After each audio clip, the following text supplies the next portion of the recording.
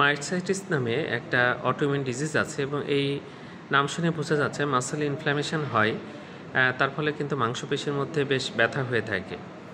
তো যাই হোক, এই পলিমায়োসাইটিস অসুখের সাথে আরও কিছু অসুখ একসাথে থাকতে পারে। এটা থাকলে অনেক সময় সিস্টেমিক স্ক্লেরোসিস বলে একটা অসুখ আছে, সেটা হতে পারে এবং সেখানে অ্যানিমিয়া, আমরা যে চোখে যে অ্যানিমিয়া দেখি সেটা দেখতেও বেশ অসুবিধা হয়। রোগী কিন্তু বড় করে হা করতে পারে না, মুখটা ছোট হয়ে যায়, যেটাকে আমরা মাইক্রোস্টোমিয়া বলি। এছাড়া শরীরের চামড়া কিন্তু বেশ শক্ত হয়ে যায়, এটাও দেখা যায়। এছাড়া এসএলই বলে একটা অসুখ আছে, সিস্টেমিক লুপাস এরিথেমেটোসাস। এই অসুখটাও কিন্তু দেখা যায় এবং এখানে কিন্তু ফটোসেন্সিটিভিটি হয়, অর্থাৎ রোদে গেলে খুব খারাপ লাগে। তার সাথে ওরাল আলসার থাকে, চুল পড়ে যেতে থাকে, যেটাকে আমরা অ্যালোপেশিয়া বলি। জয়েন্ট পেইন থাকে, বিভিন্ন রকম সমস্যা কিন্তু দেখা যায়।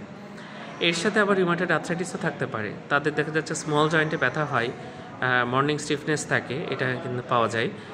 এর সাথে দেখা যায় যে তার যে জয়েন্ট চেঞ্জ হয়ে যায়, অনেক সময় কিন্তু হাত দেখেই বোঝা যায় যে এটা রিউমাটয়েড আর্থ্রাইটিসের পেশেন্ট।